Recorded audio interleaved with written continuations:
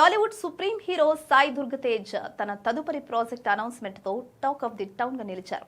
కిరణ్ అబ్బవరం హీరోగా వచ్చిన కా సినిమాతో సక్సెస్ఫుల్ డైరెక్టర్లుగా గుర్తింపు తెచ్చుకున్న సుజిత్ సందీప్ దర్శకత్వంలో మెగా మేనల్లుడు తన 19వ సినిమా చేయబోతున్నట్లు అధికారికంగా వెల్లడించారు. ఈ సినిమా అనౌన్స్మెంట్ సందర్భంగా విడుదల చేసిన పోస్టర్ నెట్టింట వైరల్ గా మారింది. ఒక పౌరాణిక యోధుడి గెటప్ లో చేతిలో కత్తి పట్టుకుని కొండపై నిలబడిన సాయి దుర్గ్ తేజ్ లుక్ పవర్ఫుల్ గా ఉంది. యుగాల రహస్యాలు, ఊహకందని శక్తి, ఒక కొత్త పౌరాణిక శక్తి ఉదయిస్తోంది అంటూ మేకర్స్ ఇచ్చిన క్యాప్షన్ సినిమాపై అంచనాలను ఒక్కసారిగా ఆకాశానికి ఎత్తేసింది.